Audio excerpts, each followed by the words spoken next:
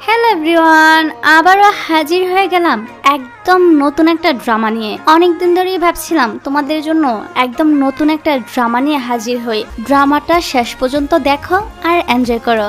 রাতের বেলাও সে চিয়ানের সাথে কোনো কথাই বলে না। এদিকে নিয়ানের মনটাও তার মায়ের জন্য অনেক খারাপ ছিল। চিয়ান তাকে চিন্তা করতে নিষেধ করে, বলে উনি দ্রুতই সুস্থ হয়ে উঠবেন। নিয়ান চিয়ানকে জড়িয়ে ধরে কান্না করতে থাকে। জিং তখন তাদেরকে একসাথে দেখে রুমের দরজা বন্ধ করে দেয়। অন্যদিকে আমরা মিনকে দেখতে পাই। যখন সে বাড়িতে ফিরছিল তখন দেখা যায় একজন ভদ্র মহিলা মিনের জন্য বাড়ির সামনে ওয়েট করছে। এটা হচ্ছে মিনের মা। তিনি মিনের সাথে কথা বলতে এসেছে। আসলে মিন যখন অনেক ছোট ছিল তখন তার বাবা মায়ের ডিভোর্স হয়ে গিয়েছিল।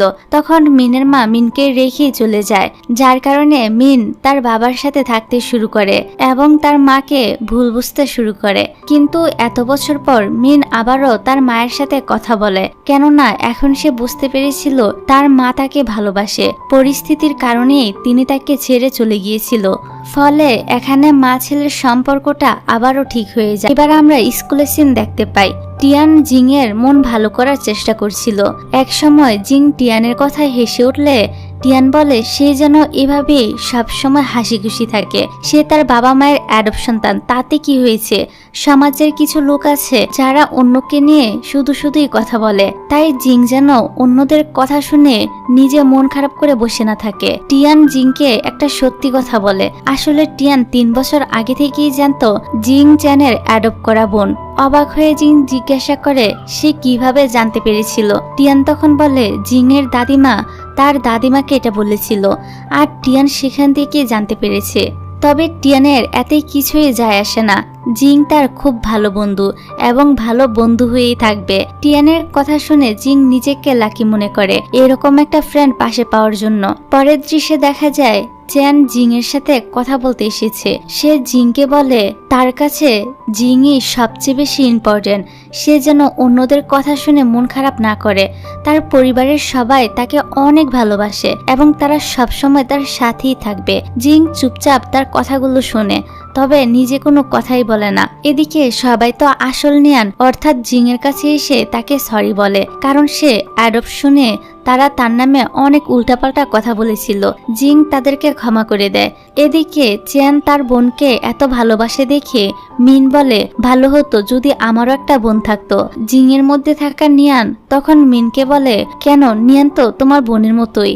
মিন তখন কিছুই বলে না। আসলে মিন আগেই নিয়ানকে পছন্দ করত, কিন্তু এখন তার জিংকে ভালো লাগতে শুরু করেছে। সব ফ্রেন্ডদের মধ্যে বেচারা মিনই একজন যে কিনা জিং আর নিয়ানের আত্মা এক্সচেঞ্জ হওয়ার কথা জানে না। তবে এখন সে না জেনেই আবারও জিং এর মধ্যে থাকা নিয়ানকে পছন্দ করতে শুরু করেছে। অন্যদিকে দেখা যায় নিয়ানের মা এখন অনেকটাই সুস্থ হয়ে গিয়েছে। ফলে নিয়ান এখন চিন্তামুক্ত।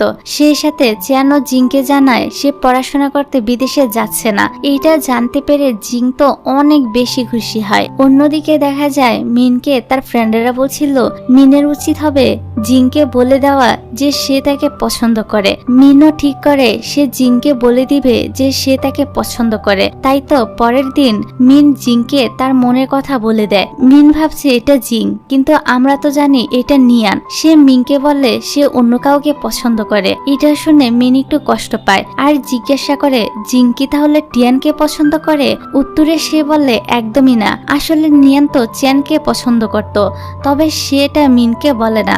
রাতে মিন যখন বাড়ি ফিরে আসে তখন তার মা তার জন্য ওয়েট করছিল। মিনের মা জানায় সে খুব দ্রুতই বিদেশে ফিরে যাচ্ছে। তিনি চাইছিলেন মিনকে সাথে করে নিয়ে যেতে, কিন্তু মিন যেতে রাজি হয় না। পরের দিন দেখা যায় স্কুলের ক্যাম্পাসের বাইরে মিন কয়েকটা ছেলেকে প্রচন্ড বিরক্ত করছিল। ছেলেগুলোই আসলে মিন আর চিয়ানকে আগে বিরক্ত করা শুরু করেছিল। মিন তাদের এত মেরেছিল যে তাদের বাবা মায়েরা স্কুলের টিচারদের কাছে মিনদের বিরুদ্ধে কমপ্লেন করে, যার কারণে মিনকে স্কুল থেকে বহিষ্কার করে দেওয়া হয়। মিন আসলে এই স্কুলে ভর্তি হয়েছিল শুধুমাত্র নিয়ানের জন্য, কিন্তু এখন তাকে স্কুল থেকে বহিষ্কার করে দেওয়ার কারণে মিন ঠিক করে নেয় সে তার মায়ের সাথে বিদেশেই চলে যাবে।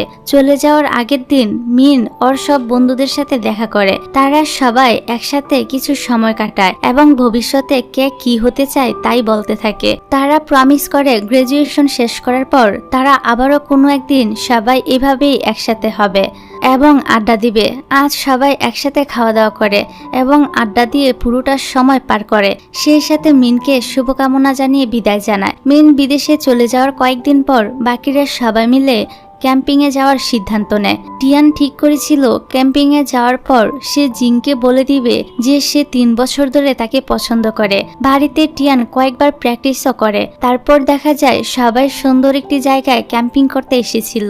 তারা মিংকে ফোন দেয় এবং জানায় সবাই ক্যাম্পিংয়ে এসেছে। মিন একটু রাগ করে বলে, আমি যখন দেশে ছিলাম কই তখন তো তোমরা কোনো ক্যাম্পিংই করলে না, আর এখন আমি বিদেশ আসতে না আসতে তোমরা ক্যাম্পিং করা শুরু করেছো। সবাই মিনের এই কথা শুনে হাসতে থাকে এবং তার সাথে মজা করতে থাকে।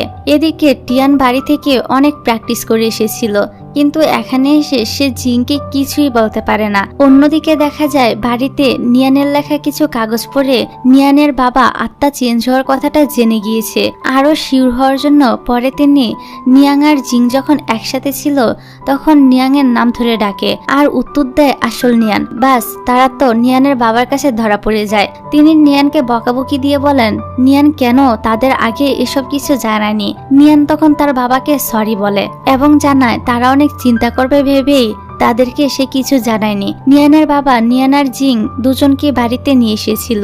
রুমে জিং আর নিয়ান যখন তাদের আত্মা এক্সচেঞ্জ নিয়ে কথা বলছিল তখন বাইরে থেকে নিয়ানের মাও সবকিছু শুনে ফেলে। এতে তিনি ভীষণ অবাক হন। সেই সাথে নিয়ানকে অনেক বকাবকি করতে শুরু করে দেয় যে কেন সে তাদেরকে এতদিন এত বড় একটা ঘটনা জানায়নি। নিয়ানের বাবা তখন নিয়ানের মাকে শান্ত করে। তারপর তারা চ্যানের বাবা মাকেও সবটা জানায় যে নিয়ানের বডিতে আসলে এখন জিং রয়েছে আর জিং এর বডিতে রয়েছে নিয়ান। আর চ্যান তো আগে থেকেই সবটা জানতো। চ্যানের বাবা মায়ের এই সবটা বিশ্বাস করতে অনেক অবাক লাগছিল, কারণ বাস্তবে এমন ঘটনা হয় না। অনেক বোঝানোর পর তারা বিশ্বাস করে, যার কারণে এখন আসল নিয়ান তার বাবা মায়ের সাথে বাড়িতে ফিরে আসে আর আসল জিং এখানেই থেকে যায়। কিন্তু তারা সবাই চিন্তিত ছিল যে কিভাবে কি করলে জিং আর নিয়ানের আত্মা আবারও তাদের বডিতে ফিরে আসতে পারবে। পরের সিনে দেখা যায় সকালে ঘুম ভাঙার পর সে তার বাড়িতে রয়েছে। অন্যদিকে জিং দেখে সেও তার বাড়িতে রয়েছে। এর মানে এতক্ষণ ধরে যা কিছু হয়েছে এই সব কিছুই তারা ঘুমিয়ে ঘুমিয়ে স্বপ্ন দেখছিল। কিন্তু মজার ব্যাপার হলো নিয়াং আর জিং এর সাথে সাথে এই একই স্বপ্ন চ্যানও দেখেছিল। এদিকে নিয়ানকে তার মা স্কুলে যাওয়ার জন্য রেডি হতে বলে। অন্যদিকে জিং চ্যানের সাথে করে স্কুলে চলে আসে। তারপর জিং নিজের ক্লাসরুমটা ঘুরে ঘুরে দেখতে থাকে। তার কাছে এখনো সবকিছু স্বপ্নের মতোই মনে হচ্ছিল। এদিকে নিয়ান ক্লাসে আসলে জিনি বলে এবার তুমি ফার্স্ট হয়েছো, কিন্তু দেখে নিও নেক্সট ইয়ারে ক্লাসে আমিই ফার্স্ট হব। ওর কথা শুনে নিয়ান কিছু বলে না, শুধু স্মাইল করে। তারপর গেটের সামনে নিয়ানের সাথে মিনের দেখা হয়ে যায়। নিয়ান জিজ্ঞাসা করে সে কি এই স্কুলে ভর্তি হতে এসেছে। মিন বলে হ্যাঁ। মিন কিন্তু কোনো স্বপ্ন দেখেনি নিয়ানের মতো। তাই জিং যখন মিনের কাছে আসে তখন মিন এখান থেকে পালিয়ে যায়। নিয়ানকে দেখা যায় সে চ্যানকে তার মনের কথা জানিয়ে একটা লাভ লেটার লিখেছিল। সে সেটা চ্যানকে দিয়ে দেয়, কিন্তু চ্যান তাকে সরি বলে রিজেক্ট করে দেয়। তারপর আমরা কয়েক বছরের পরের সিন দেখতে পাই। এখন সবাই গ্রাজুয়েশন কমপ্লিট করে নিজ নিজ লাইফে সেটেল হয়ে গিয়েছে।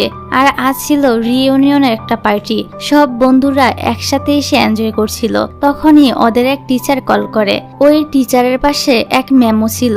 এটা দেখে সবাই বুঝে যায় যে ওনারা ডেট করছে। টিচারের সাথে কথা বলা শেষ হলে সব বন্ধুরা মিলে একটি গ্রুপ সেলফি তোলে স্মৃতি হিসেবে রেখে দেওয়ার জন্য, আর প্রমিস করে আজীবন তারা বন্ধু হয়ে একে অপরের পাশে থাকবে। আর এরকম একটা সিন দিয়ে এই ড্রামাটা এখানেই শেষ হয়ে যায়। তবে ড্রামাটা শেষ হওয়ার পর আমার কাছে মনে হয়েছে এই ডিরেক্টর নিশ্চয়ই কিছু একটা খেয়ে এই ড্রামা বানিয়েছে, তা না হলে ড্রামার শেষটা এরকম গজা খিচুড়ি মার্কা বানাতো না। তো যাক, তোমাদের কাছে ড্রামার শেষটা দেখে কি মনে হচ্ছে তোমাদের অনুভূতিটা আমাকে কমেন্ট করে জানিয়ে যেও। তাহলে আজকের ভিডিওটা এখানেই শেষ করছি। আল্লাহ হাফেজ।